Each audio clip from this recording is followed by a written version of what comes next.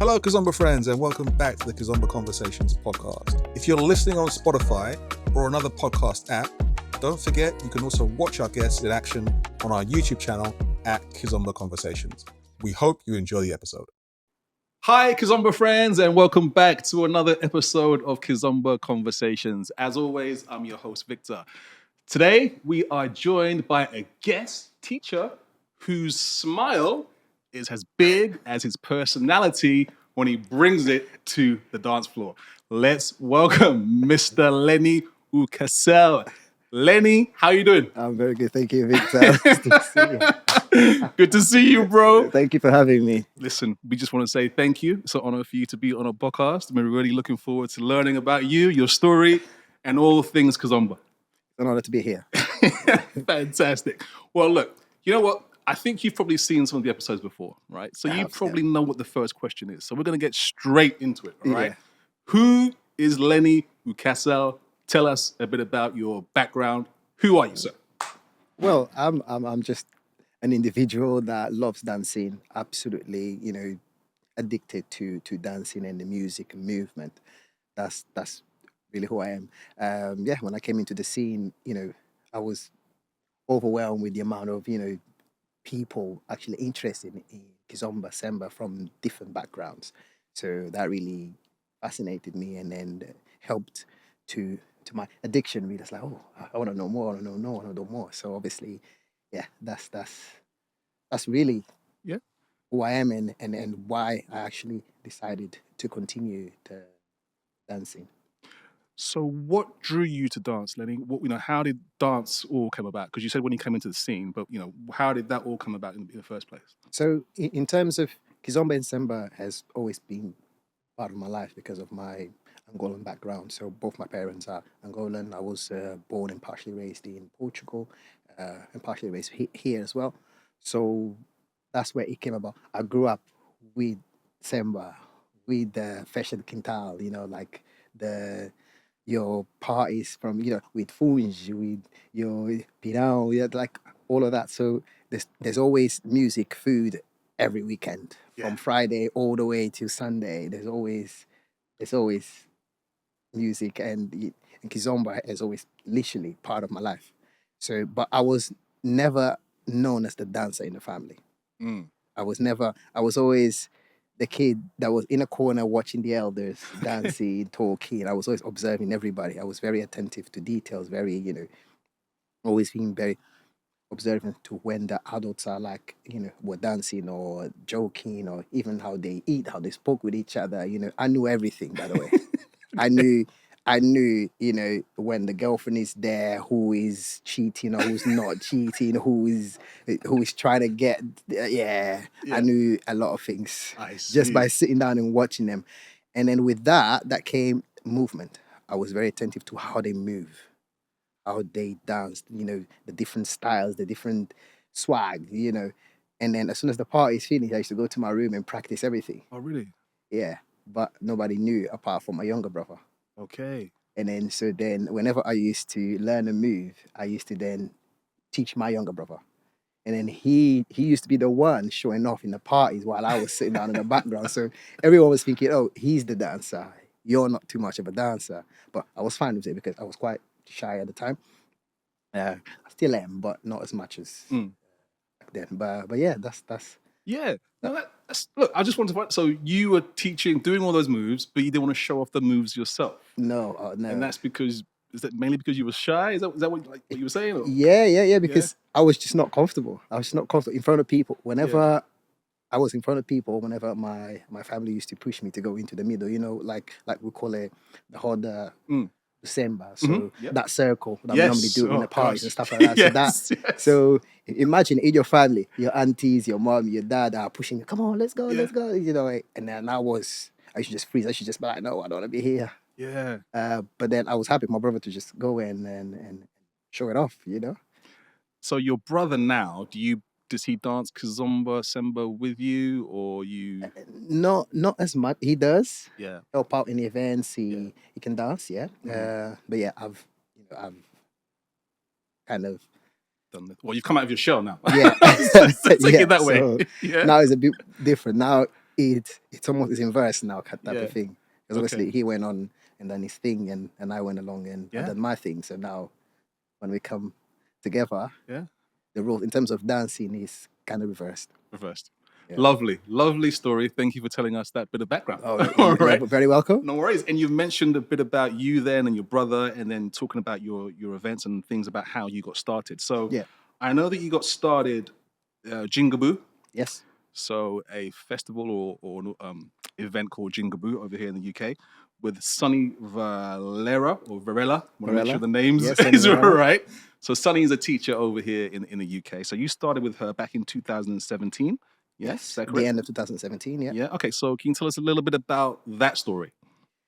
Well, yes. So Sonny, so he's a funny character. Okay. In terms of how she got me to actually be part of the team, and I'm very grateful now, like super grateful. But at the time, I was like, who's this lady that just, wants me to teach her, wants me to do these things? I had no interest in teaching, to be fair. All I wanted, it was literally just to learn the new cool moves because, I saw a few people doing, all these saidas and everything. And I was like, I don't really see this often. In my family parties, hardly anyone used to do any saidas or anything like that. It was all connected. Sometimes your elders would do one or two in a dance of like maybe 10 minutes. They would just do one or two just to show it off that I can do a little something. But normally it's all pretty much connected. It's all and in the way that they will be so creative with it, even though they're connected, was amazing. So for me, it was fascinating to see people from different backgrounds that were not Angolan, that were not, part of the Palop community. And they were actually dancing better than me. That got me, like literally. So one time I went to this house party when I wanted to come out of my comfort zone. Because obviously, because I still am, but I was a lot more introvert than what I am now. So, but I wanted to come out of my shell. And this is what I even say to my students now. For you to become the best dancer you can possibly be, you have to be comfortable being uncomfortable. Yeah. So, but that is exactly what I did. I didn't just say that because I've done it, I've experienced it, and that's how I'm able to, be your teacher. This is why I tell them, and then be comfortable. And that's how you see me coming out. So yeah, I literally used to put myself into these house parties, and then I saw one time I remember there was this person who was from Poland, I believe. And there was another one was from India. And then there was another British girl. And then we were just in a party and having a good time and stuff. And then suddenly, they put a really, really, really good December song. And I can't remember which one it was, but all I can remember, it was them just literally going off and start dancing and all these saidas, all these movements and all this leg lift. So I'm like, what is going on? Is this a show or something? What's going on here? And I'm like, how are they? Are they Angola? Are they? At the time, you're a little bit ignorant to all this because I was so used to just seeing my family dancing and their friends and stuff like that, and people from Guinea and people from Congo and all that. That's what you're used to. That's what I grew up with. So when I go out now and I see other people from different backgrounds, and it's not necessarily being white or black. It's more about where they're from.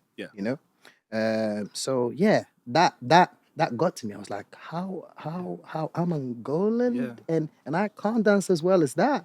So I went home that day, I started researching, online YouTube videos, and I was like, you know what? And then I saw more people. And I said, actually, Kizomba is big.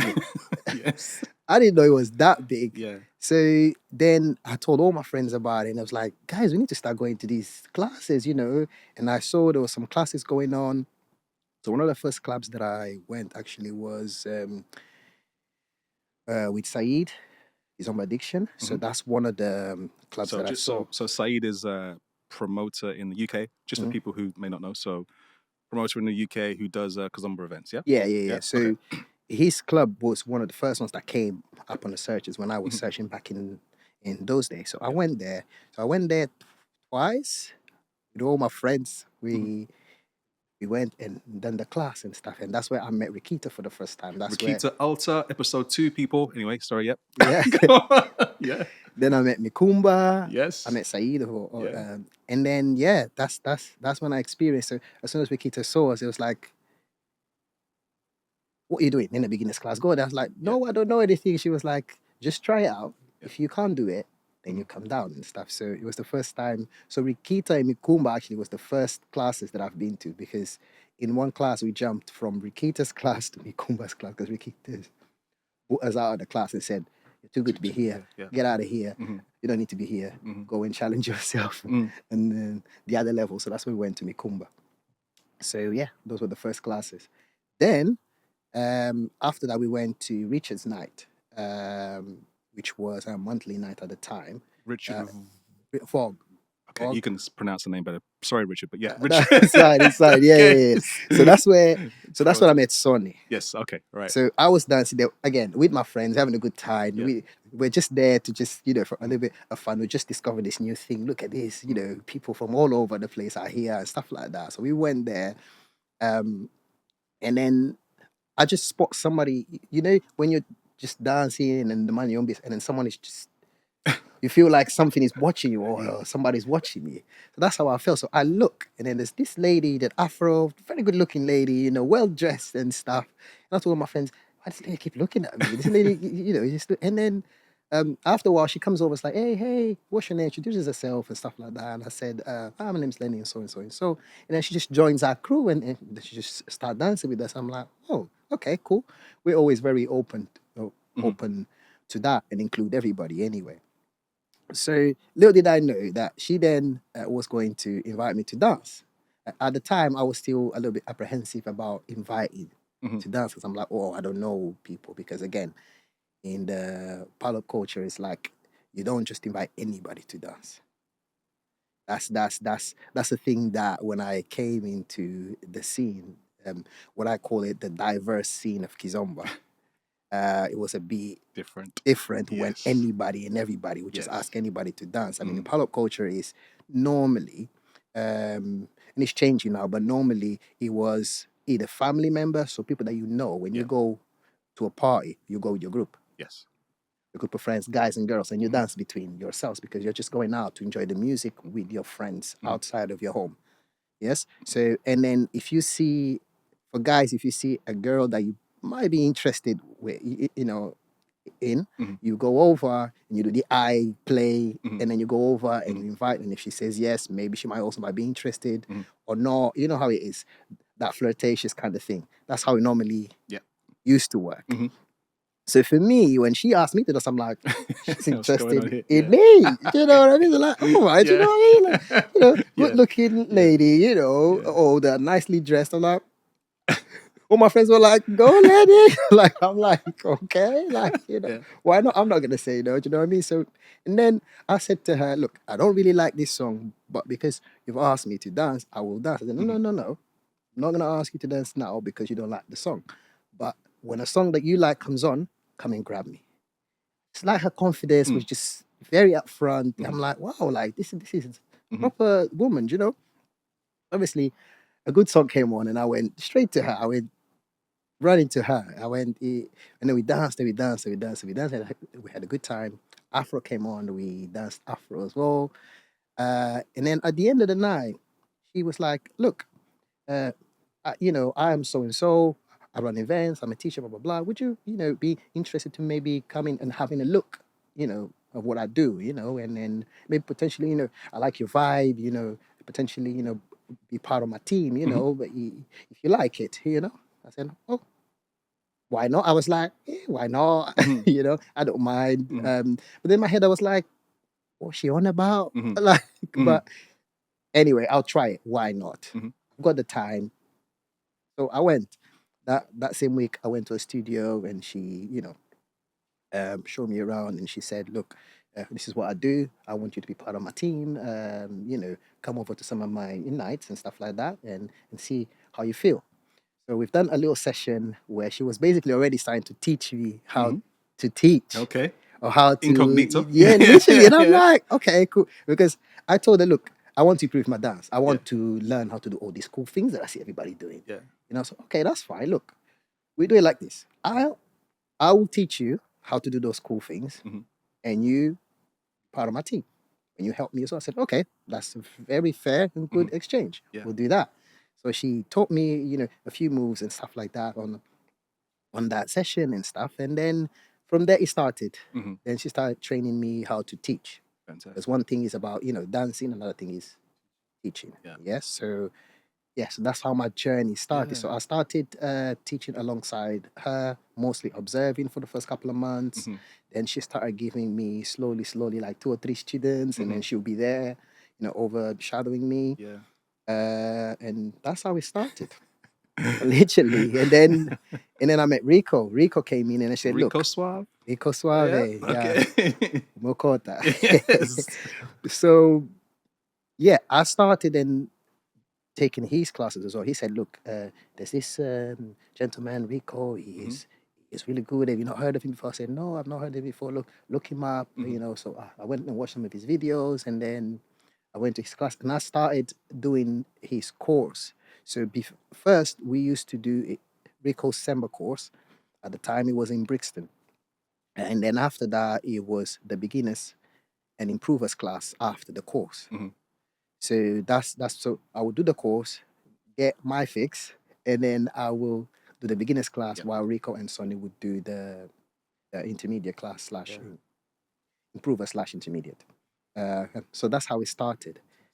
Then when we moved to Tia Maria, which was in Vauxhall, I was teaching alongside Rico most of the times, but same setup. It was the course first, and then there was the class where I would do the beginners, and he would do the intermediate. Yeah. So that's how really it started, even from my relationship with Rico and Sonny is as well. Sonny and stuff. So that's how literally my journey of Kizomba started. To be fair, after a couple of months, I didn't believe that I was already teaching, because initially it wasn't my idea, but I was enjoying it so much. Yeah, and it's interesting how she saw something in you kind of straight away, really. Yeah. Sonny, that sometimes people see things, don't they? Yeah. So that's great. So an attractive woman basically came to you, and that's how it started, basically. Well, yeah.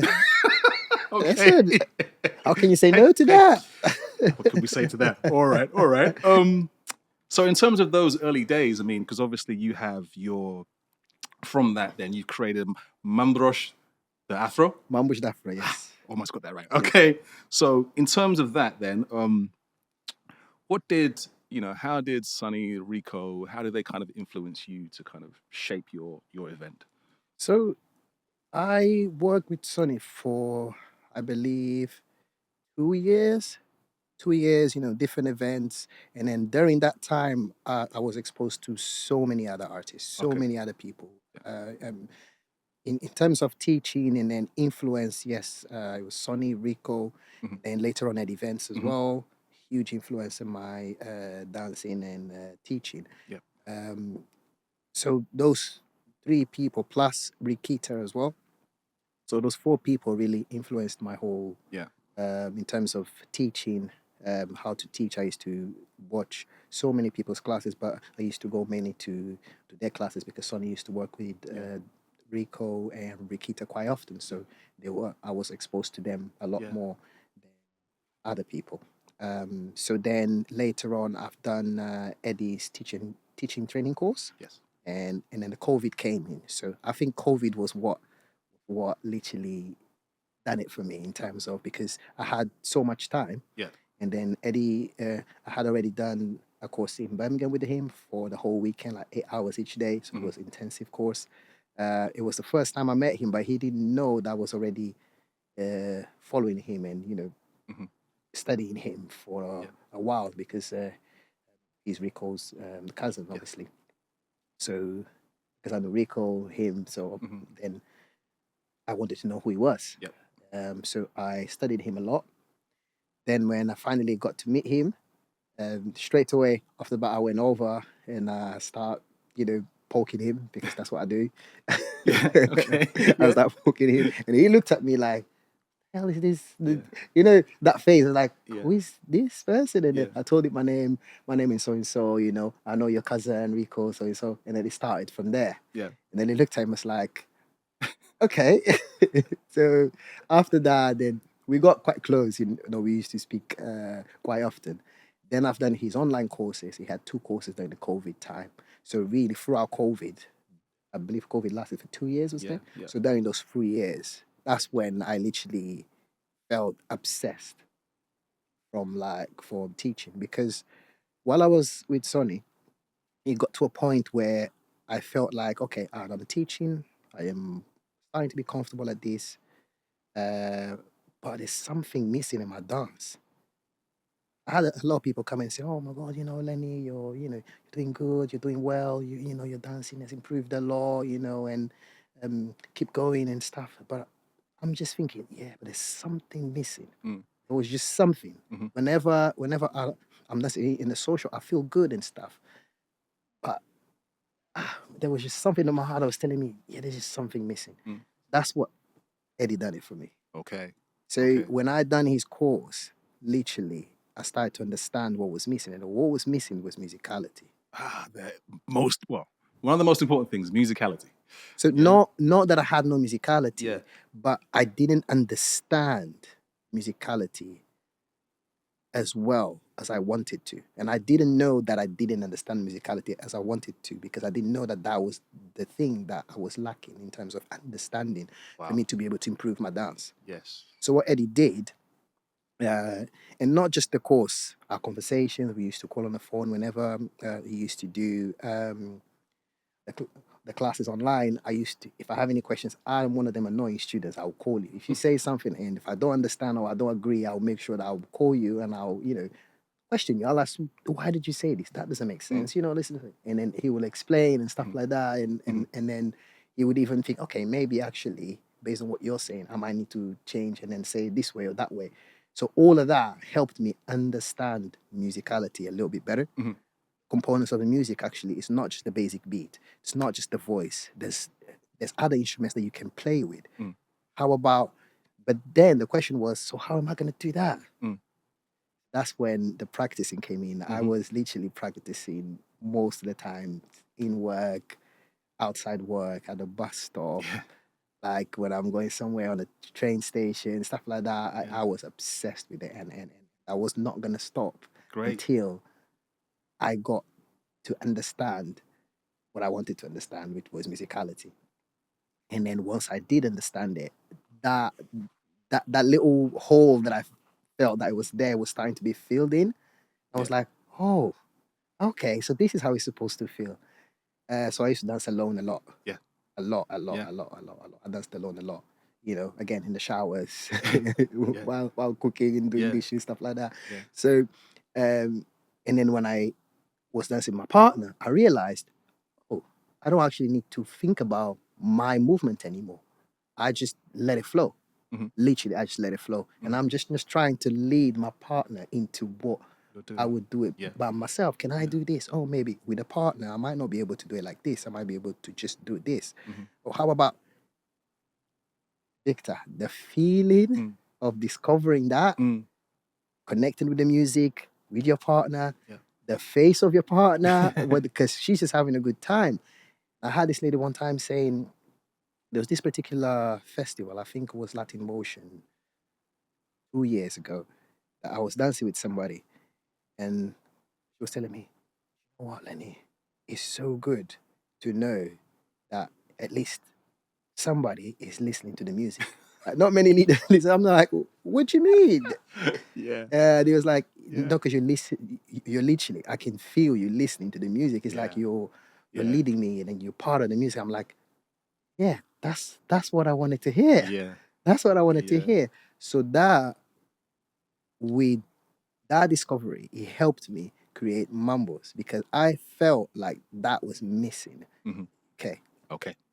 So because I've been around most of the festivals and I've watched most of the teachers. I mean, you name it, Kizomba, Semba, Urban Keys. I've watched pretty much all of them, if not literally everybody in the UK teach, to see what I could, to pick up something, because you can always learn from everybody. Absolutely. What you can do, what you can add to your teaching, what you shouldn't do, or how to improve what they're doing. Okay, maybe I would have done it this way or done it that way. So because I'm very observant since I was young, so I can pick up things and then try to shape it. And then, okay, maybe I would have done it. So when I went up north, because I then moved from London to Sheffield. I went to Sheffield, and I already had this idea in my head. My partner at the time was like saying, "Yeah, you should definitely, think in the future to do something of your own, So went up north, met other teachers. I met Jale, Antonio at the time that they were teaching there. So I didn't want to. I don't like stepping on anyone's toes. So for me, I was happy to work with them. Yep. Because I always want to work with people. I can. I always would want to work with everybody. Everybody that knows me knows that. I don't actually. I don't. It's not like I don't like it, but I will always prefer to work with other colleagues. Because it's inclusivity, isn't it? Like 100%. that's what Kizomba is. Yeah, It's exactly. about, unfortunately, not everybody Yep. shares the same, and that's what it is, But I always try. Yeah. So obviously, when I went there, I was very well received by Jale and her school. She straight away included me in when I actually wanted to hide away for a few weeks. Somehow they saw you danced before. You seem like you're somebody that knows. Who are you? And then they asked me, and then they got me involved straight away. Same thing with Antonio Felipe. He got me involved straight away. So the way they embraced me really helped me to just, okay. I've got Kizomba here up north as well. Then I started teaching Jala's school. Then Antonio sometimes would ask me to teach as well some of his nights. But then I wasn't really doing my thing. And then my partner was really adamant. I was like, okay, you're helping everybody. You're doing this, you're doing that. But what about you? What about you build something? How about that? I was like, yeah, I want to do it. But I'll be honest, for me, it was like I wanted to do it, but I was wary about, would I have enough time? Because I know myself, once I put my mind into something that I want to do something, I become obsessed. Yeah. So I want to do it. I want to have the time. If I don't have the time, or if I feel like I might not be able to put my 100% in, I'm always like, a bit scared, a bit worried that I might not be able to pull it off. So then I was invited to do a class in Nottingham. There, people has heard about me, and then they ask, "Oh, Lenny, look, there's nobody teaching in Nottingham. Why don't you come and be the teacher here?" I'm like, "Oh, I don't know." I was giving loads of excuses. I was like, "Oh, I don't know. Work. And then I was like, I'll see." Okay, fine. They invited me again. They kept calling me. It's like, "Look, why don't you try it? Try it out. Do one workshop and see how it goes." And then again, my partner at the time went and said, "Yeah, we'll do it." Literally, she went to me, "We'll do it." One weekend we sat down. She said, which I thank her a lot. She knows who she is, so I'm not gonna name her, but she's very important in helping me to build the courage to actually open Mambos Afro School. Which then also led into creating the festival, Mambos Afro Festival. But yeah, she sat me down one weekend. Like, right, let's put this down. Right, what do you want to do? You want to do this? Okay. How would we structure? Right, you want to do this? You want to do that? Want to do that? Okay, cool. I'm gonna structure it. You're gonna tell me all the content that you want to do. Okay, cool. Put it down and stuff like that. We send the project to the people in Nottingham. At the time, it was Tamba. Tamba was the first person that invited me in Nottingham to teach one of his events. So I approached him and said, "Look, I want to do this. If you got a venue," it's like, "Yes, of course, do it at my venue." So literally, we're just thinking, okay, fine, we're probably not going to get that many people. We're probably just going to get 10 people. But if we manage to get 10, 12 people, that's perfect. That 6, followers, 6 leaders, amazing. For the first workshop, it's okay. And we were like, okay, let's advertise there. Put it down. We then start creating the logo. We went on holiday, and that's how we came up with the logo while we were on holiday. So I don't know if you can see it here. So this logo here. So just is one of the main statues. It represents Angola. So, but without the skirt and without the painting in the face. So if you take all that off, that is called the O Pensador. It translates to the thinker. Okay. So he's sitting down like this, Yes. thinking. So how I was thinking, always like to create things. Yes. So we're like, all right, how about me putting it inverted, facing each other, thinking, looking at each other, because it's dancing, right? It's, you can dance solo, but the aim is dancing together. The aim is whether that person is, your own version, whether it is a partner, whether it is, music, whether it is. So that's how it came about. I think I've that's how it came seen about. you, some of your posts where you're sitting down like that yourself, Yeah. doing that Yeah. pose. So, And actually, one of my Angolan friends was the one that actually suggested, why don't you use the statue, the thinker, because it's very representative of Angola. Because initially I wanted just this to go. The two lions is kind of the yin and yang kind of thing, black and white can mix together. It's for everybody, regardless of your color, your background. So this was the initial one.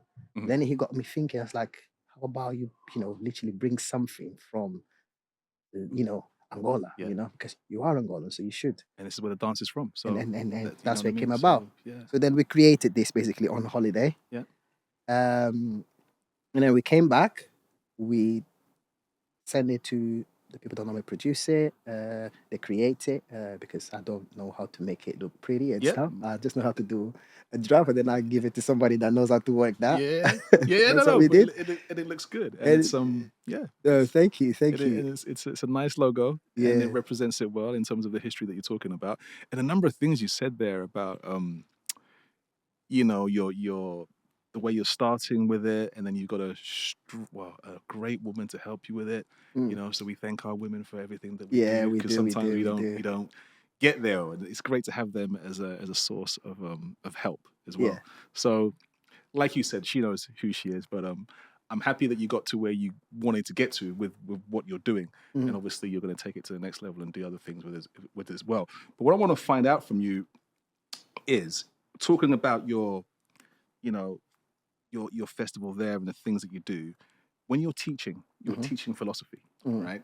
So mixing technique with cultural depth, right? So just bear with me here. So in terms of, because you were talking about Kizomba and how you like to study things, and you don't let go, all that kind of stuff, right? Until I get it right. Yeah, until you get it right. So with Kizomba, we talk about steps and lots of different things, okay?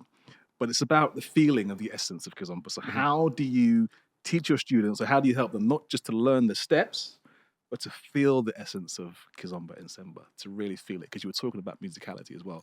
So that lady said to you, it's great that you actually listen to the music. So how do you teach that to So for me, that was one of the challenges that I experienced when I was, because now I understand it. How do I translate that to other people? Yeah. And then the best way that I managed to send that message across to my student is, it's a lifestyle.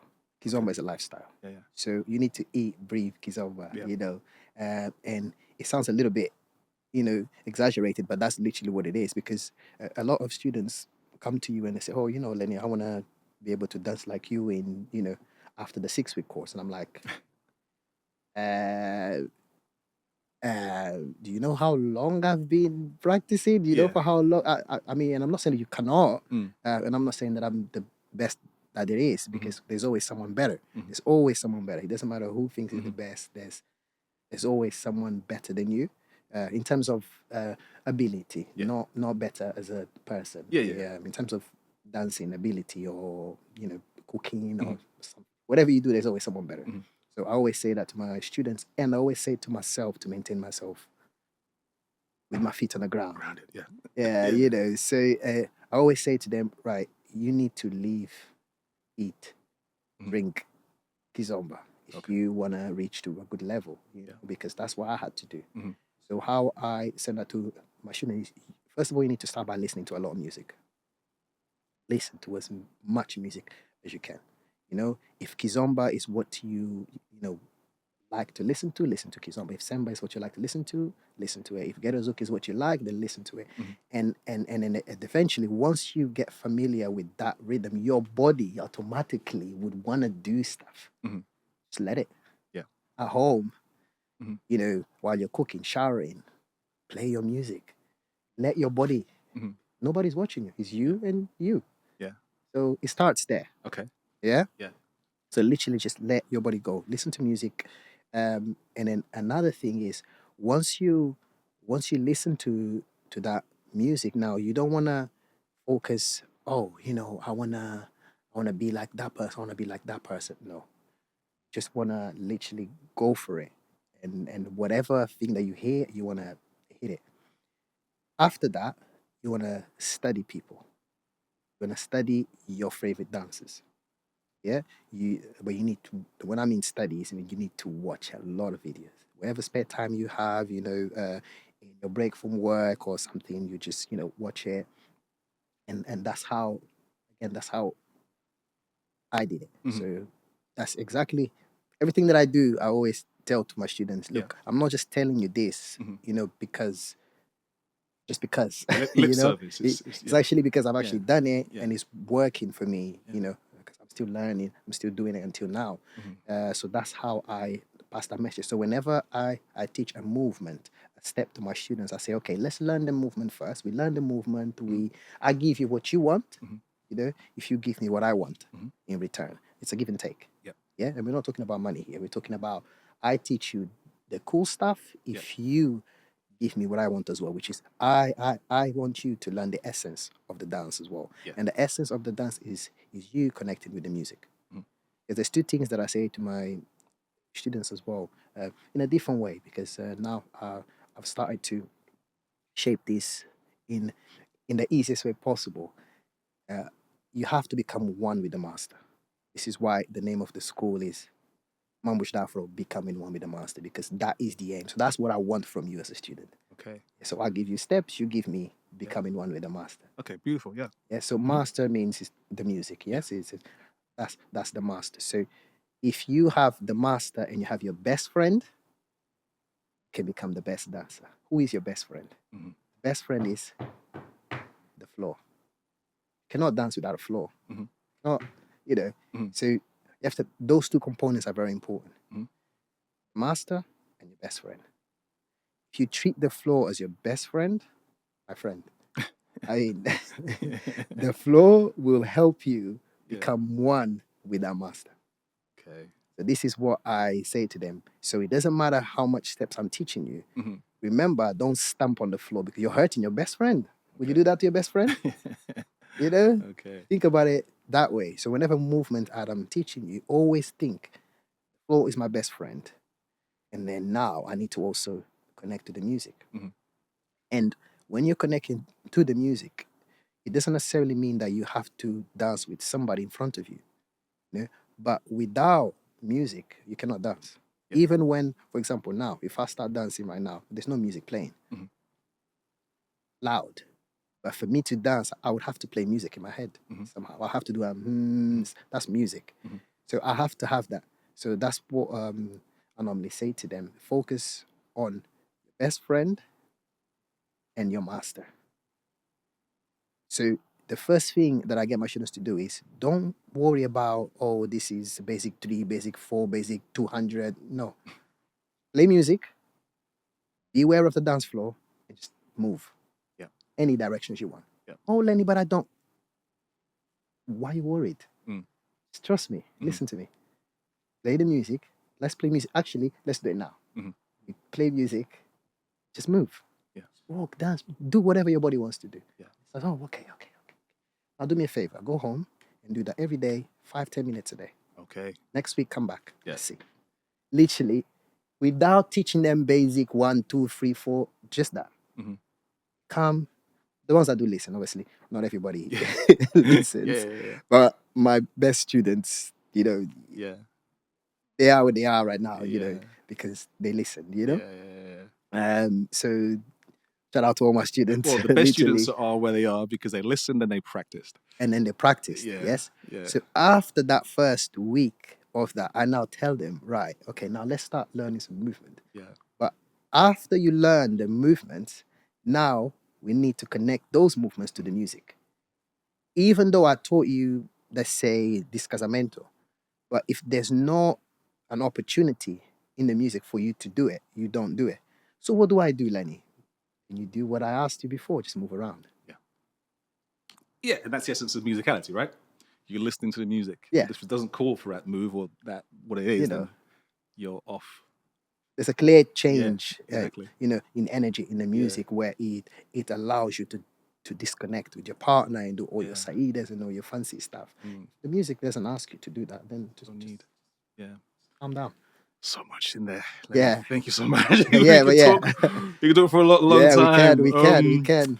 There's Mambos Afro, the school, where I focus on teaching Kizomba and Semba and Afro. So and there we incorporate some Semba Carnival, Semba, not much Semba show, because I don't believe that Semba show is something that particularly the UK is ready for. Okay. That's just my opinion. Yeah. Because I think we need to go back to actually the essence of dancing and then really mastering our basics first before we can lift ladies in the air and all that. Okay. That's just my that's just my take on it, and I think there's still a lot of work to be done before we can actually teach that. So it's very rare that I would teach Semba show moves to my students. I do it because I know that's what they want. So, but again, I stick to my promises. If my students were committed to do the course and then they got to the final level of the course and then they're there, obviously I gotta give them something what they want. So I ask them, what move would you want me to teach? Okay. That's when they go, oh yeah, I want to teach this. And I teach them the ones that I can do, of course. Yeah. But yeah, I focus more on the essence. But there's two things. So there's Mambos Afro School. So that's run by me, and I have help from my most experienced dancers and students. And then you have the festival. So the school was created to try and improve the dance scene also in the north at the time, because there was not much going on in the north. So that's what I did. So I didn't want to compete with anybody, which is why I agreed to do it in Nottingham. Sheffield, there were the two teachers there. So I went to Nottingham. So then all of us together, East Midlands and Yorkshire, we could improve that scene together. And then the festival, it was to bring everybody. It was initially to bring everybody in the UK together, all the teachers, everyone, because I used to see that person don't talk with that person, and this, that, and it. But guys, why are we not working together to improve the scene? That's our goal, right? We all love teaching. Yeah. Don't do it for money because it doesn't pay enough for us to be able to live off it. So clearly there's some love here, there's some commitment that we all do. So, but for us to grow, instead of like having, 3 events in one night, how about we talk, and then maybe if we can't change it, fine. But if we can change it, let's maybe, let's all win. Let's all go to that event one weekend, and then next weekend we go to the other. Nice. So that was what Mambos was created for, that to bring all the teachers together, and then say, look, this is us together, strong.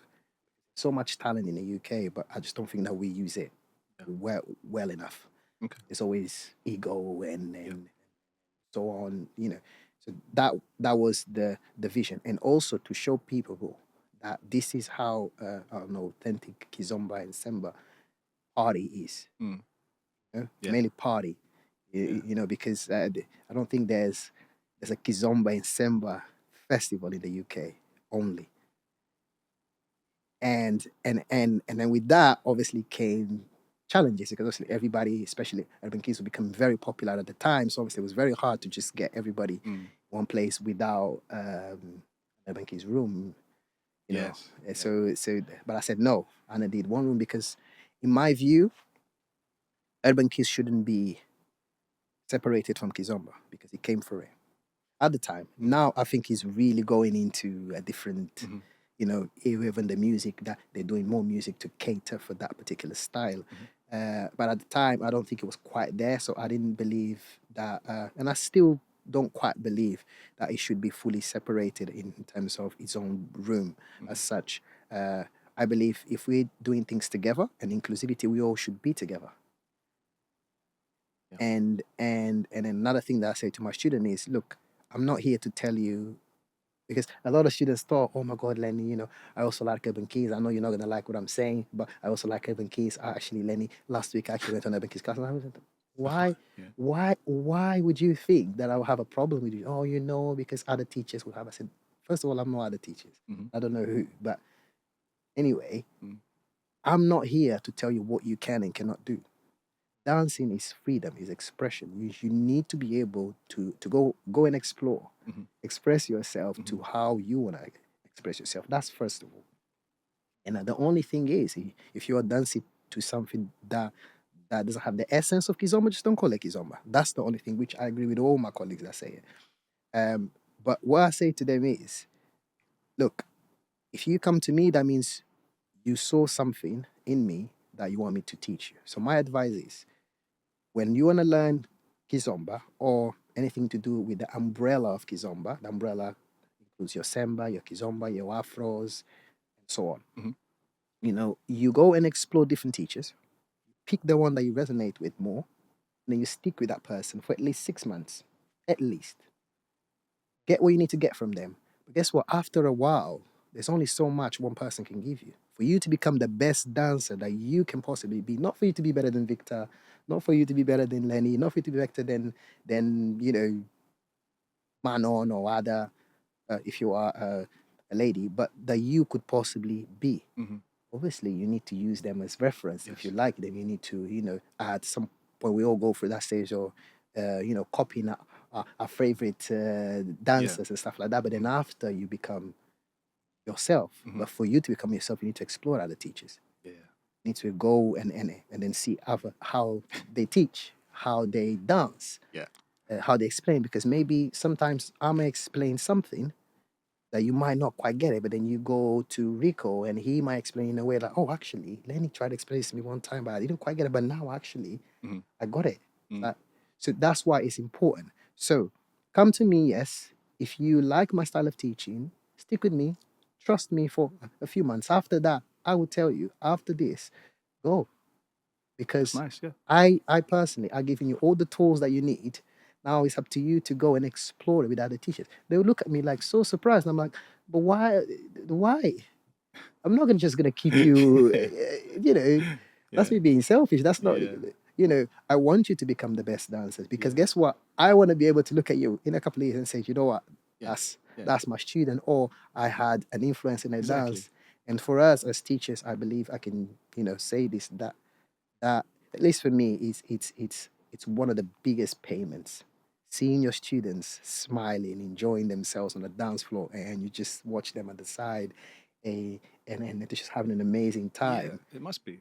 It must be, because you've had a hand in that. Yeah. Watching them dance, seeing them from where they were, then you see them, they've got a smile on their face, and doing all these moves and really getting into it. It's like, oh, okay. Yeah. You know what I mean? That for me, I'm surprised. I'm like, yeah, that's my student. Yeah. Inside of me, I'm buzzing. Buzzing. Can I just say, you put my name in amongst all those people just now? Please, no. No, I'm not on your level. It was just an example. It was just an example. Literally, it was just an example. No, listen. I said your name. I said, I said it because you're in front of me. So it's easy, isn't it? As long as that's the case. It's easy. It's easy. No. Yeah. I mean, I haven't seen you dance as much. I'm pretty sure that you have a good enough level. We can talk about that as a whole different topic. Lots of work on my end to do, but I'm okay. Okay, we'll do this. I'll watch you dance next time I see you. And then I'll be the judge of that. So I did that. Let's just say I might be coming to you for some lessons. Let's put it that way. No, fair. So yeah, just to go back onto what we were saying. So this is literally what I say to them. So once you learn, I believe if you wanted to do urban keys, I still believe you should start with Kizomba, because the urban keys, started, the people that created it learned Kizomba, and then they used the Kizomba to create it, and then actually, if you look around and if you research, all of the best urban keys dancers, they can all dance Kizomba. You play Kizomba, they'll dance good. Okay. Not just they will dance good. If you play Semba, they will dance Semba. They might not be able to do your Semba show stuff, but they'll dance your Semba. Yeah. They'll be at a good level, you know? Yeah. Might not be like, like an Angolan, for example, that is dancing Semba every day, but they'll be at a good level. So that's just to show you, for you to be at that level, you need to come back to the motherland. It's like you wanting to learn Semba, but you don't like, you wanting to learn Kizomba, but you don't like Semba. Yeah. I had students say that to me as well. Oh yeah, Lenny, I don't like samba, but I like Kizomba. No, hold on. You don't like Kizomba. You like Ghetto Zouk. It's different. Because then my next question is, so who's your favorite artist? What's your favorite song? And what they would say, you can yeah, tell. he's an artist that just Yeah. sings Ghetto Zouk or Takashinya. So I'm like, okay, It's not fine. Yeah. Obviously, I wouldn't tell them straight Yeah. away that, but I'll say, okay, do you know what? Why don't you try one of the classes? Try one of my classes. Try one of my colleagues' classes, or your local teacher, and then see. Try a samba class one time before you say that. I was like, oh, I've been to one, but okay, look, if you don't like it, you don't like it. No, I get it. No. So that.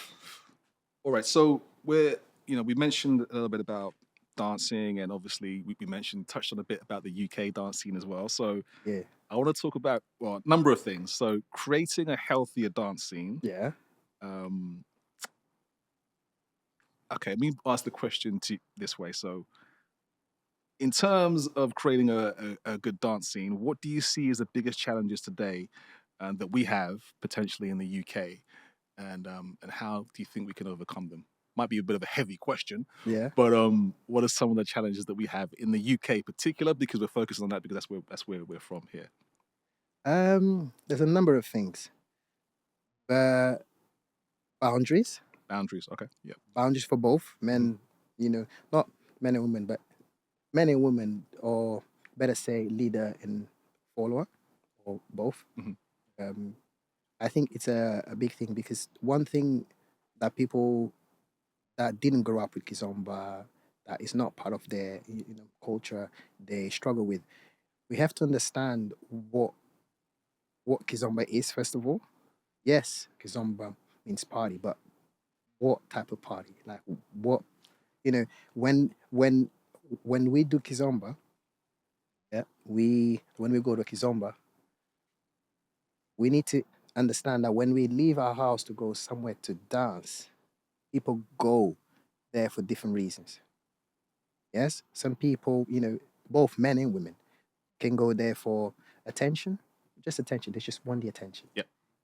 They're probably not getting it from their partner, or maybe they don't have a partner, maybe they're lonely, and then they know that going out, dressing well, that's why the ladies sometimes can dress provocatively, or just elegantly, or just nice. And some guys, they want to be, dressed in, nice as well, just to get that attention. Some guys want to learn that cool move to be able to show off, to get the attention, and just leave it as that. They're happy just to go home. Oh my God, I feel good. That person was looking at me. That girl wanted to dance with me. Every single guy wanted to dance with me. And, literally, I didn't stop dancing. Some people go there just to socialize. They don't go there to dance. They just go there to socialize. Literally, they're just happy having 2 or 3 dances and then sitting at the bar having a drink. And that is okay. Yep. Because that's their choice. They pay their money. They are allowed to do what they want. Mm-hmm. Yes. And some ladies, literally just want men attention. Some guys want female attention. Some, someone that has never really been so close with a woman before, that's their opportunity to do that. And they just want that closeness and that connection with their person that they're dancing with. And some people want naughtiness. Some people are going there to look for sex, which that's a reality as well. So there's so many things, and then some people also go there because they had a bad day at work. They probably weren't even thinking to come out, but you know what? It's Friday. My week was so heavy. Yeah. You know what? I just want to chill. I just want to relax, and there's a night on. I'm just gonna go. So we need to be aware of all of that. So I think to create a better, healthier dance, we need to start from understanding this. That people go there for different reasons. Even as teachers, we also sometimes need a break. Like quite a few people ask me, "Oh, Lenny, sometimes if you're free, if you don't have any bookings and stuff like that, come over to our parties and stuff." And I think 2 or 3 times about doing that. For again, many reasons: music, DJs, and the sense of feeling like I'm working. Yes. I think that's one of the things for us artists that we kind of dread the most. It's like even when we're just supposed to come here to have a good time, we still feel like we are working because the people makes us feel like, oh, and he say, oh my God, yeah, I'm gonna. But actually, maybe I just came here with a partner. I just want to spend time with her. Yeah. I just want to dance with one person the whole night. It's my partner. I didn't come here to work, and I don't like to see or feel like I'm working even when I'm hired in the night to teach. I don't like to feel that. So the moment or places that I go that I feel that, you won't see me going there very often because it's like it's not. Yeah. I don't want that feeling. Yeah. I want to be able to. I'll come in and dance with you, but also understand that maybe I might need a break. I might need drink. I might need to maybe enjoy myself and just watch. Yeah. It's like watching people sometimes. So yeah, once we understand that everybody comes out different motives with different, reasons, for different reasons, it starts there. Then people is starting to okay, that person is at the bar, he's just sitting there, no problem. The problem is when people, both guys and girls, are forceful with it, or just knowing where to put your boundaries. Literally, just like, look, if someone asks you to dance and you don't want to dance, so if you see them being creepy with somebody, don't accept it. I had women saying to me, oh, Lenny, that guy was a little bit like this. I'm like, so why did you accept dancing with him? You not see how he asked other women how to do. Oh, yes, I saw it was a little bit creepy and stuff. So why did you say yes? Oh, Lenny, I was sat down for 2 hours. So, I was like, listen, then you putting yourself at a risk now because you sat down for 2 hours. Which one is better? Is you sitting down for 2 hours, or maybe staying another half an hour by yourself, listening to music, or you're now, potentially be putting yourself in a space where you might be somehow, inappropriately touched. Yeah. Yeah? Your choice. So what do you think about that? Oh, yeah, you're right. Maybe I should have done that. So it starts there. Actually, I want women to feel, at ease, to actually feel comfortable to come to us teachers, come to us organizers, tell us these things. Because if we know it, know who it is, we know, and that goes for both. It goes for women because it also happens for men. Yeah. It also happens with men. Yeah. Women can sometimes be quite invasive. Yeah. And then us guys sometimes don't know where to turn, because if you go and speak to somebody, it's like, just man up. What do you mean a woman comes to you? What do you mean? Stuff like that. So it happens. So I do encourage people, for us to improve the scene. First of all, we need to, before we even tell anybody, we need to learn to protect ourselves. If we see something, if we see a girl or a woman being provocative or being creepy to somebody else, chances are when they come ask you to dance, they're going to be. Because they're trying their luck. Right? So first thing is just say no.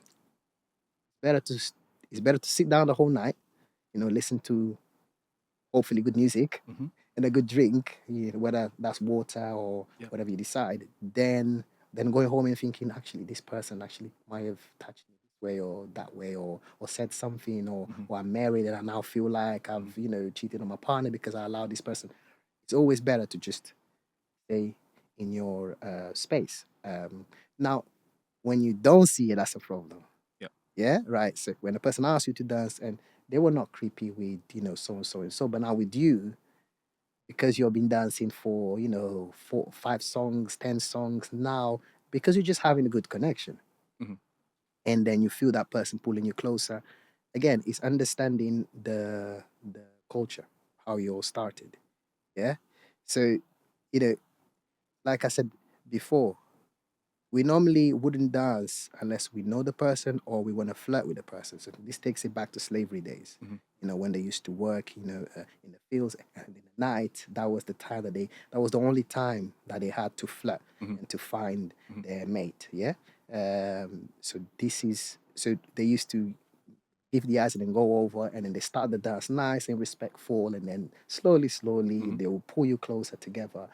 The guy will pull you closer together.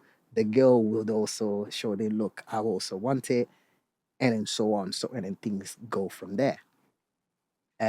So what I would say to ladies, when you feel a guy, touching you tighter, or if you feel hands are going a little bit lower, if you're not comfortable, don't entertain it.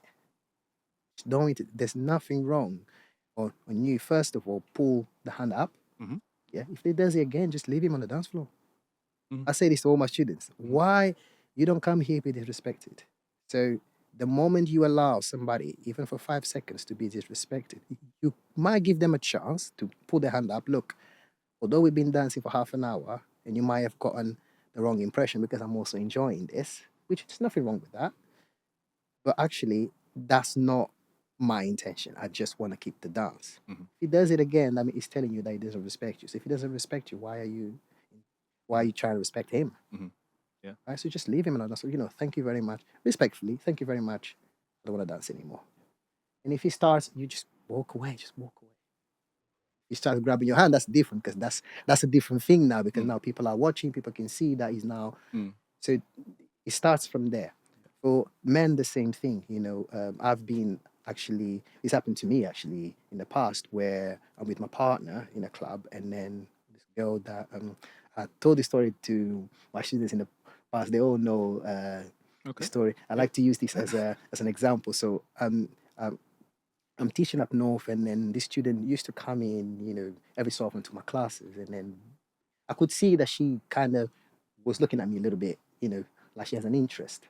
And my partner at the time also saw that. I noticed this girl seems like she's trying to flirt with you and stuff like that. So, but because we had such good communication, we were both aware of it. So I could keep my, still be nice, but still keep my distance. So one time it was a birthday, so she kind of was very happy, and she had a few drinks and stuff, and she was like, touching the neck and the hair there. And I'm like, look, with all the respect, like, what are you doing? And she was like, oh, Lenny, what's wrong? And she, kept touching and stuff. And I'm like, literally, what are you doing? Like, I don't understand what's going on here. And then just like, oh, Lenny, it's my birthday. It's like, yeah, but just because it's your birthday, it doesn't entitle you to just touch me anyhow. Yeah. And my partner is right there as well. So that's very disrespectful to say, oh, no, Lenny, where do you want me to put my hands? I said, okay. First of all, because you were in the class, and I've spoke about this in the class. Put your hands here, here, and here. Now let's dance. And she goes, okay. Literally like this, okay. And then I'm like, why did I even give her the opportunity? But anyway, whatever. I'm a teacher. So at the time, I was also quite apprehensive about, stuff like this, because, I was still newly just opened my school about a year. So I'm like, I don't want to sing, stuff like that. So I'm just going to be here and just the benefit of the doubt. So we dancing, literally 10 seconds later, what does she do? Again, I said, look, this is not acceptable. Like, she turns her back and goes. I'm like, what do you think this is? Yeah. Just because I'm nice, just because, I'm talking to you, just because I'm a teacher, doesn't mean you can. Yeah. And obviously, this is just one. I have a few more, not many, thankfully, but a few more situations where I felt like, wow, like ladies really, and I've seen things as well. So this goes for both men and women. So it starts there. Ladies need to respect the boundaries of the guy. If you feel it's a typical flirtatious thing, right? You try to flirt, you see how the person responds. If they respond, to your flirtatiousness, then cool. If they don't, then just know your place. Yes. So that goes for everything, dancing, talking. So yeah, I think that is one thing that can help the scene a lot. Another thing is what I want to say for ladies is ladies need to stop expecting that guys are there to make sure that they have a good time. No one is responsible for you to have a good time, because the guys pay their money just like you. Yeah. So if they don't want to dance with you, doesn't matter who you are, they are entitled to do that. Just like the same way that you can say no to us, we might not want to dance with you for whatever reason it is, and that's okay as well. And what I also tell my student is, be comfortable to dance by yourself. Yeah. Because if you pay your money, like if I go out to dance, I am pretty happy to dance by myself. I'm so used to that anyway. So for me, as long as the music is good, in fact, some songs I actually prefer dancing by myself. I actually don't like when people interrupt me when I'm dancing by myself. Yeah. To certain songs. Yeah. I'm dancing. Oh my God, I remember this song. I was dancing to it last week. And I'm, in my zone, in my own little thing. And then someone comes and asks me to dance. I think the thing with that is that if you're doing that, you're in your zone and you're like, just say you're gone, you're doing your thing, right? It could be like, oh, Lenny likes this song. So this is my opportunity to go and get him and dance with him. Exactly. So that's why they'll come. No, yeah, definitely. I get that, which is why I'll say yes. Yeah. But I'm just expressing to you that sometimes that's what I want to do. Not to say that I'm going to say no to the person. No, I'm going to enjoy it. And then 9 times out of 10, because they saw that energy, they come and ask me to dance. So now guess what? In a class, that's exactly what I say to my students. Look, a few weeks ago, I was dancing by myself, and because of how happy I was, I really loved the song, a lady come over and say, oh, no, would you like to dance? Now, guess what you should do as well as a lady? Okay. Because women are intimidated. They're intimidated to us. Doesn't matter how confident you are, women are intimidating. Like, before we step onto you, we're thinking 3 times, or more before coming over to ask you to dance, especially if you're new to the scene, yeah? So when I come into the door, for example, and I look around and the party is on, the first lady that I'm gonna ask, or the first person I'm gonna ask is the person that looks like they're having a good time. It's exactly how I was behaving. Yeah. So if I see that person, they're standing up, they're having a good time, they're really enjoying it. They don't care. Look, whether they ask me to dance or not, I paid my money, I left my house, I look good, I know I look good, and I'm having a good time regardless. That's the first person that's gonna catch my eye. So I'm gonna go straight to that person. Doesn't matter how many I sat down there, I'm gonna go straight past them because I want to be part of that. Yeah. Like I said, I had a hard day at work. So I don't want, if you're sat down like this, looking miserable, nobody asked me to dance for 3 hours, that's not my fault. I came in, I want to be able to have a good time. I want to de-stress, if that's even a word. Yeah? So, I go over. So that is something that you can improve, the chances of you getting more dances. And also, just be happy. If you come out, just at least look ready to have a good time. At least don't go out to judge or look around and say, oh, look at him, he's only dancing with her, but so what? So what? Maybe they're just having a good, maybe they just discovered that connection, or maybe they've been exploring that. You don't know. And it's okay, they pay their money. Let them do whatever they want to do, just like you. So that's So you're saying it's just people's got different reasons for coming out, different motives. Boundaries are important. Just make sure that you're aware when you come into the club, and obviously just do your thing, basically, but don't take it too personally about other people. Don't take it too personally. Some nights you're gonna have 20 dances, some nights you're gonna have 2. It is what it is. And you're lucky because back in the days in the pull-up clubs or in Portugal, some nights you won't even get in. Just because the bouncer doesn't like you. Okay, You don't like your face, you don't come in. Imagine you maybe drove an hour or something, dress your best outfit and stuff, but the bouncer looks at you and you can't come. Here, hardly anyone's gonna say you're not gonna come. So you even got in, Yeah. Okay, cool. So I guess it's just food for thought for people to think about. So thanks for sharing that, Lenny. And then if we think about, so we're still stuck on this UK thing, all right? I want to talk to you about the UK in terms of dancing overall. Okay. So we have places such as Poland. You've got Netherlands. Yeah. There's another place. Germany, maybe. But all these places, it's pretty well known, especially Poland, that the level of dancing is very high. Yeah, France as well. France, the level is okay, sorry, France. How can I forget France? Of course, right? Yeah. And even I hear, a lot of Angolans say this to me as well, and Portuguese as well. That level is there. Yeah. So the UK is seen slightly differently. Okay, right? In terms of the level that we have and, just our dancing in general. So, what are your thoughts on this, and why? Okay, I'm just going to say it. Why do you think that our level is just not there? What's going on here in the UK? I think it's the mentality of the UK mentality. Okay. We live in the fast food mentality in the UK. Everything's fast. Mm-hmm. You know, especially those that live in London. It's just quick, right? We finish work, you want to get home as quickly as possible. We wake up in the morning, you want to get to work quick, and then life is just so fast paced in the UK, especially in your big cities.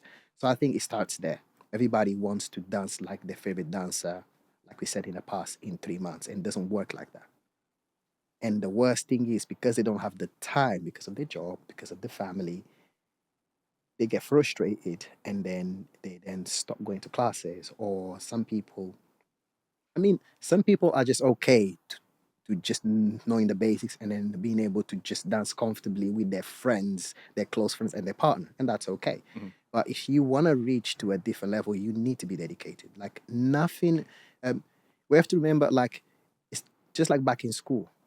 There are some, your basics, your maths, your English, and your science. That's your basic. You need, whether you like the history, whether you like PE, physical education, whether you like geography, doesn't matter. But you need to learn those 3 basics you need to know. And they're not fun in the beginning for you to see, to start with. It's not fun, but you need to know it. You put the craft in, and then after you can play. It is the problem. I don't think that the UK, kind of takes this as serious. That's my opinion. Because when you go, for example, when I go to like France or like Spain or Portugal, in the main cities where they have Kizomba, you see the students and you can tell that these students practice. They went, they had private with their teachers, they go to every class, they do courses, and I can say that they did exactly what I did when I was learning. They would, but if you ask Eddie, I was so annoying to him. I would call him like after every class, almost ask questions. I would always challenge him. Same thing with Rico. Like if you ask Rico in his class, I always had there's not one class that I would ask at least 3 questions. Not because I want to be annoying, but because I really, if he explains something that doesn't make sense in my head, I need to understand. I need to leave that class and I need to understand that. And then if I don't understand it after the class, I'm asking him. I'm gonna go home. I'm gonna practice. I'm gonna come back and I'm gonna ask him to watch me do it.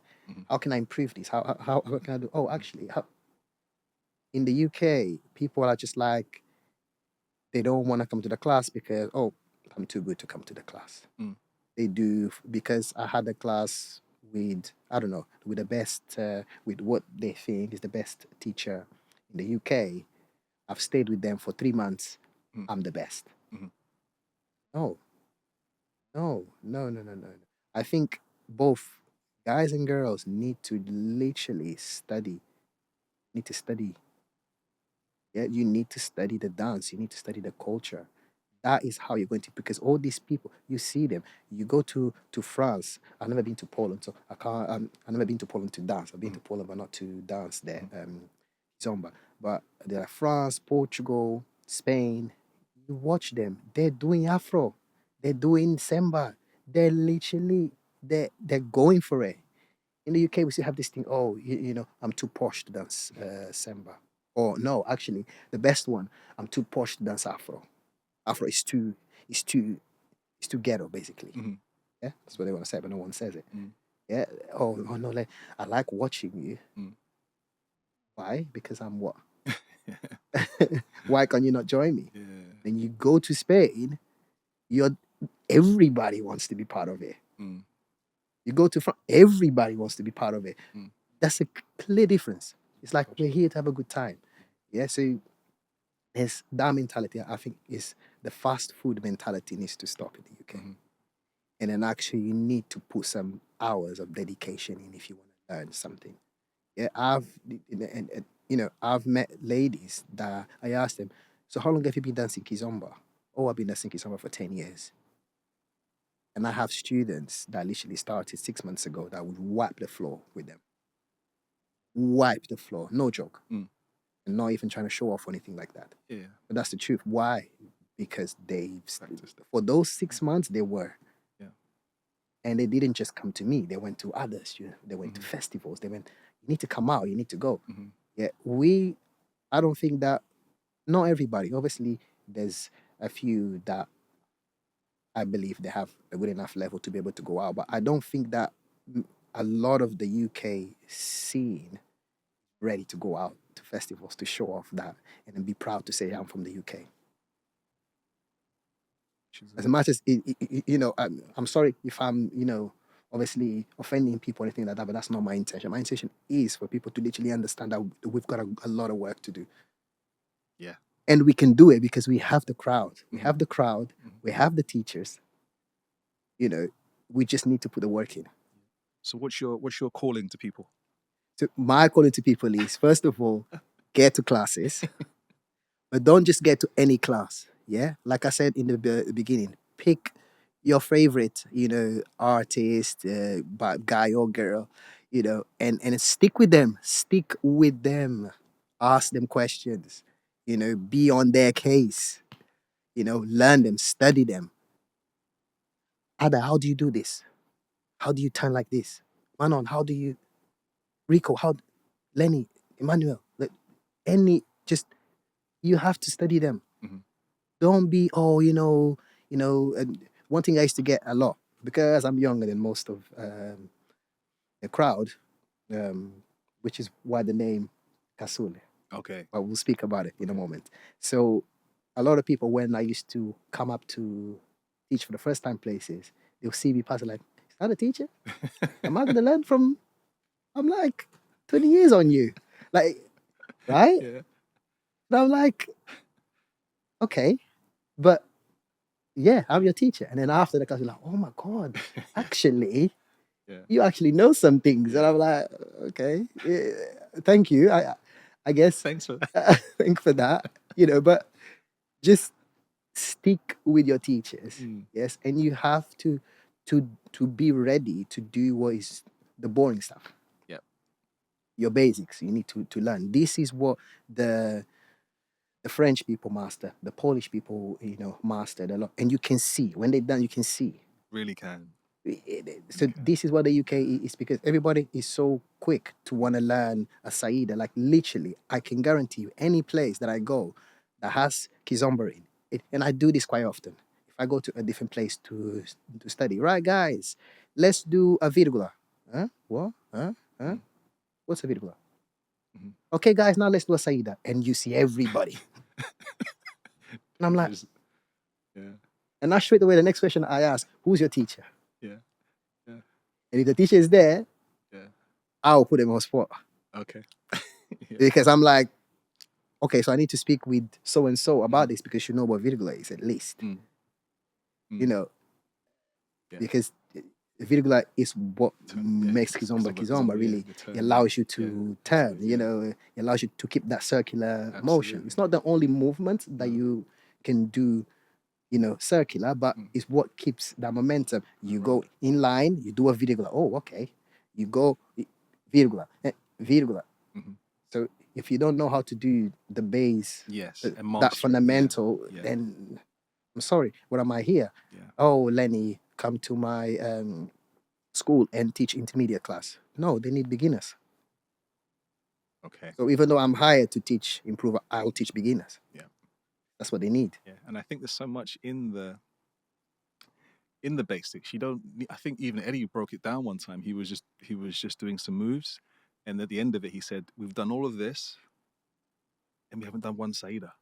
But what he was doing was just so much in there in terms of dancing, floating, and movement. You could have a great dance just like that without doing one. Saida is the next step where you can do lots of stuff, which is great. But I'm just saying, you don't have to have that all the time. You don't. You do. Not all the time. You know what I mean? And we have to understand as well about Kizomba is that connect. You have to connect with your partner. You have to connect with the music. You have to connect with your friend. With your best friend. So that is first. Yeah. The disassociations, like what I like to call them. Yeah. You're actually disconnecting from your partner. So you want to do that the least as possible. Because Kizomba is a connection dance. Yes. whether you're connecting by yourself when you're dancing by yourself, or whether you're connecting with your partner when you're dancing with a partner. Yeah. That's what people need to kind of get into their mind of, instead of doing the fast food mentality. Stop that. Stop the fast food mentality. That way, we're never gonna compete with your French. You're never gonna compete with your Portuguese or your Spanish or your Polish like that. We need to stop that. Okay, well, we can end that there. Okay, all right. And just the last thing on this then, Lenny, is just thinking about how we can, I know we're talking about it here, but how can we attract more people to the UK then, in terms of, just Kizomba in general and, I don't know, events, festivals? Because I'm not sure how it's seen across the world and wanting to come here. What are your thoughts on that one? So one definitely is the dancing. Yeah. Definitely the quality of the dancing, which we already spoke about. So once we improve that, that's going to attract people naturally, because everybody wants to go to all these other countries because of the dancing. That's the first thing, is what appealing to the eye. Second is music. Music. I think even me, myself, I live in the UK, but if you ask me if I am free and available, where do I go to dance?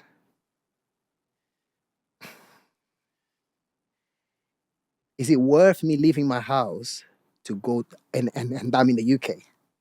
And I can be completely honest with you. It's not many places that I want to go and dance if I'm free on the weekend. I'd rather stay home and do Netflix and chill. Yeah, well, that's why? Yeah. Because of the music.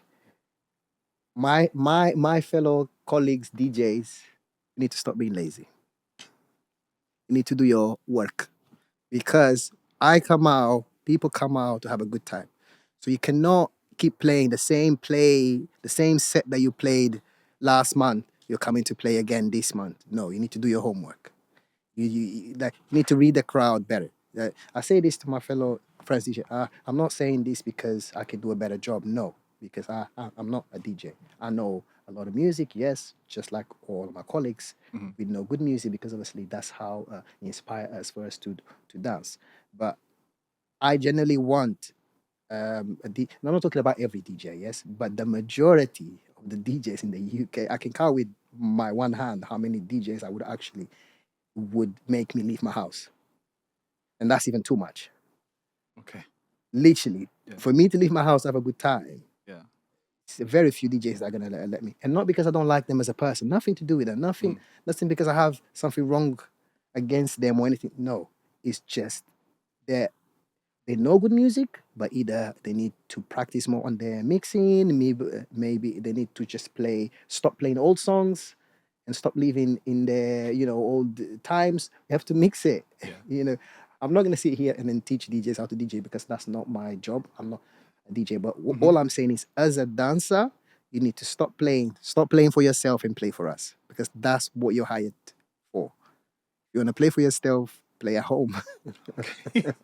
Okay. It's just like us. Like, look, as teachers, I come out, as much as I want people to learn the essence of the dance, as much as I want people to know the virgula, perfectly. If I'm hired, there for a class before the party, I know I'm not gonna get them to learn the essence in that hour before a party. Which actually takes me to the point of what you said, how we can improve the dancing for people to come to us. I think we need to do more courses, intensive courses. Okay, yeah. Which is this is when I changed my teaching style to actually courses, intensive courses, or like weekly courses, like 6 weeks, 10 weeks, whatever you name it, in an actual school, not in the club. If that's the only thing that you can do, then obviously fine. But if you can hire a studio, you can have your students in there and you literally take them step by step, that's the best way you're going to improve your students, guys, girls, and then, do videos, promote it, and the people from outside will see it. That's what they do. Yeah. So that is the best way, actually, for you to improve the dance scene in terms of quality of dancing. Yeah. Not because when you are coming in on a Friday, Saturday night or Wednesday night before a club, a lot of people just come in, I just want to have a drink, or I just want to meet with my friend. I've not seen her for 2 months. Oh, there's a dance class on. Oh, fine, I'll just join the class. Yeah. Right? Yeah. So that, you see that, Yeah. I don't know if it happens in the other countries, but I can guarantee you, because I've seen it, because they make it known that on top of those nights, they actually have weekly intensive classes that students, you can see the same students coming every single week. Yeah. So that's what we need to do. That's what we need to do. Yeah. Yeah. And then if the DJs give good music, look, when I'm in the night and the DJ is playing, I'm on a dance floor, me. I don't care. I came out to dance. I didn't, necessarily came out to stay on the sidelines for half an hour. At least not me. Yeah. Not to say that I can't do it. I can. And sometimes I might need a rest. I might be on the side if I don't like that particular song, or if I don't feel connected to many people, I can stay on the side.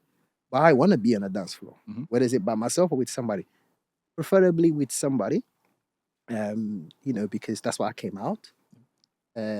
Again, if I don't want to dance with people, me personally now, I'll stay home and I play my speaker and Dance by yourself. Dance by myself, which I do it anyway. Yeah. Right? Okay, yeah. So is that. I will encourage my DJs to just do their work. That's it. Thank you, Lenny. All right, so some powerful words there. So that's cool. And I want to ask you then, so since we're talking about teaching, and I always like to ask this question, there's going to be people listening or watching, heard what you've said, and, they're going to be thinking, one day I want to do this, or I really want to get into this teaching space. Sure, they've been practicing. All right. Yeah. But what advice do you give to anyone who's thinking about becoming a teacher? Again, be patient with it. Be patient with it. So I'll tell you how, when it was told to me, for example, when I started, and this is where my name came from, O'Cassule. O'Cassule, when you translate it, it means the last born.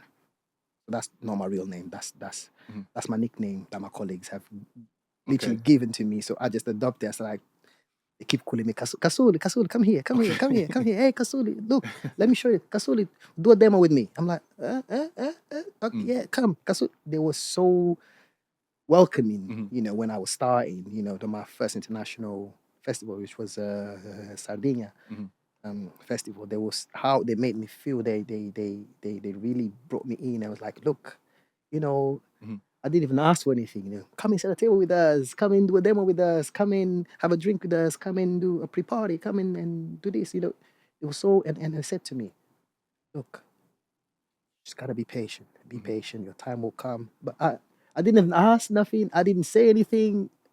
But somehow they were just telling me straight away. It's almost like they were preparing me. Because later on, I understood. I was like, I didn't ask them. I didn't say I wanted to teach. I didn't say I wanted to be, this. So why are they saying all this to me? Little did I know that a couple of years after, I was like, oh, I'm doing this. Because sometimes I had classes, you have 20 people, sometimes you have 5 people, sometimes you have 10 people. And I'm like, well, why? What am I doing? I remember, don't give up, because those would say, sometimes you're going to have students, sometimes you're not going to have, sometimes you're going to feel like it's you and it's not, all this advice that people gave me. So this is what I now give to anyone that would want to teach. Just be patient. You're working on your craft, your time will come. The time will come. But work, though, this is another problem that I believe is not just in the UK, it's globally, where a lot of people want to be the teacher, want to be the DJ, but they're not quite ready. They don't quite work hard enough for it. It's almost like, let's say, for example, I'm giving you an example. Say, for example, go to, let's say, Rico, yeah? If, for example, you hire me and Rico, just an example, it would be very disrespectful for me to be asking you to, let's say, pay me a lot more than you would pay Rico. You know why? Simply experience. The man is experienced. Yeah? The man's done what he's done. Doesn't matter how good I am, I still need to respect. Now, it's just an example, yeah? But people these days don't have that.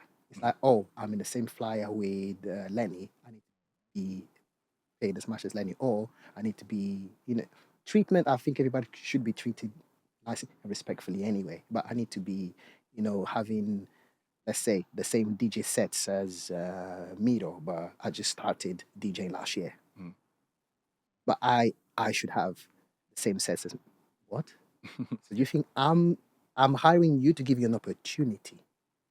Because at some point somebody gave me an opportunity. So obviously I'm going to give an opportunity. But for me to give an opportunity, I need to see that you are humble enough to take that opportunity, seriously, and to respect it.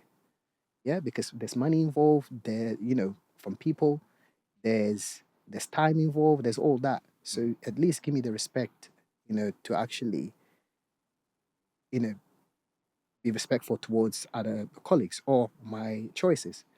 And when I say me, I mean you, any organizer. It's just example. I don't know if you understand what I'm saying here. Yeah?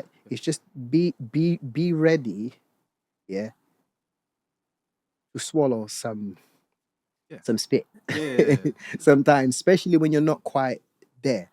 Go after, ask for it. But if you're like, I had people ask me, for example, to be booked at Mambos, for example.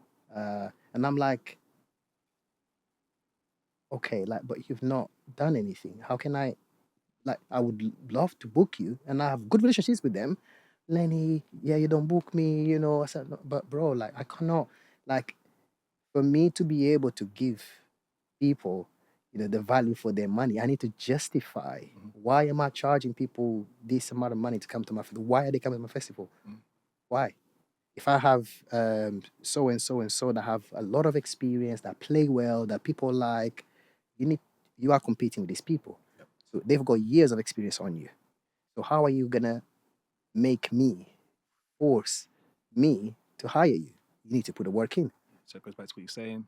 Put the work in, do your craft, practice, build up your brand slowly. People will see you.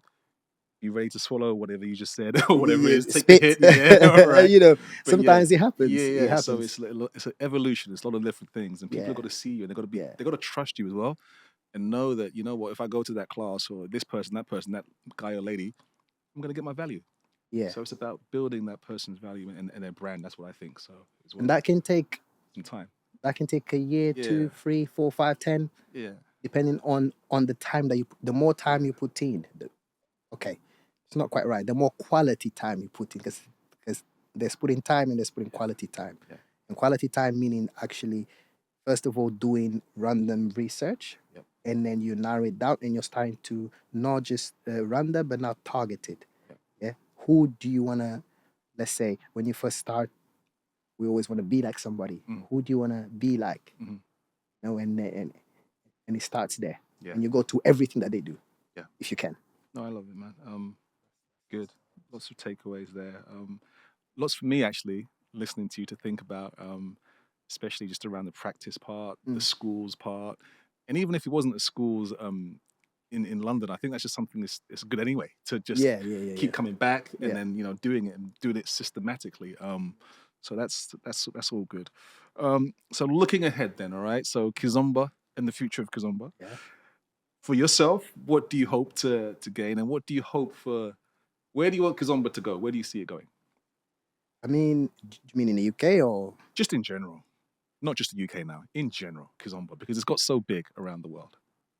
I think he's not gone big enough yet. Okay, well, I'm with you. I think we're trying to share it. Yes, absolutely. Let's. Yeah. But again, it's just respecting the culture. Yeah. That's one thing. Yeah. But also, even us, Palops, like we need to actually understand that we also need to respect that people that were not born in a Kizomba background, they also need to have the freedom to express themselves, because dancing is freedom. Yeah. So I think from both sides, people that didn't grow up in a Kizomba, upbringing, need to respect the fact that there's a culture behind it. And then the people that actually grew up with it, they need to respect that people need to be free to express themselves. Yeah. This is why, like, whenever I mentioned this earlier, but I say to my students, if you want to do urban keys, that's fine. Learn the Kizomba first and then go and do urban keys. I'm not going to hold you. And some of my students have done that. They've done my course and then they do urban keys, and that's what they want to do, and they teach it even. Okay. But if you put Kizomba song, they do what? They dance it. Yeah. They know where it comes from. Yeah. Yeah. So cool. it's that. Yeah. It's I think in terms of where I want the Kizomba, I just want to personally, me, I want the scene to be the healthiest as it can be, where everyone feels comfortable to dance with each other, uh, respecting each other's boundaries, like I said in the beginning, but also understanding that like we're here to connect. Yes. Whether it's that connect with the music, Yes. with another person, or with our inner selves. Yeah. Yeah. Yeah. So, and I just want people to just come out. When they do come out, you know, they achieve what they want from the scene. Yeah. You know, learning, technical ability, culture, connection, happiness, fun. Yeah. I'm going to end it on that word, fun. Literally. Because that's what it's all about. Fun. Yeah. You know, we want to share it. It's beautiful. I think that's. Yeah. Lenny, listen, thank you very much for joining us. Okay. Thank you. Very insightful, very honest as well. And that's exactly what we want. So we hope people have kind of got your message, which I think they have. So yeah, no, absolutely. But before we let you go, a little bit of well, I've asked you loads of questions already, but we want to keep it light now. Just have some fun with these ones, all right? So let's see where we go. And with these cards, we have... I'm not supposed to be scared of that. No. You got 3 different colors there. So pick one. I go for my favorite one. Yeah, I'm going to read it for you. Okay. All right. All right. So it says here, oh, this is an interesting question. All right. So would you rather be known as the most passionate teacher in Kizomba? Yeah. Or the most unpredictable dancer on the dance floor? Ooh, that's a good one. That. Should we read it again? Or are you okay with it? No, I'm good. Okay. I thought you said it was going to be light. Sorry. Well, fun. I guess it's fun, but yeah. Dancer. Passionate dancer, yeah? Because, no, unpredictable dancer. Unpredictable. Oh, okay. Did you say, would I like to be known as the most passionate teacher? Sure, yes, you're right. Passionate teacher in Kizomba or the most unpredictable dancer on the dance floor? Unpredictable dancer. Okay. And the reason I say that because before anything, I'm a dancer. Okay. So that's the first thing. So even the teaching, it came because of the dance, because I love dancing. I love connecting with music. So that's the first thing. And I like, you know, to be unpredictable to myself even. Good. Sometimes I'll do things and then if you ask me to redo it, I'm like, just happened.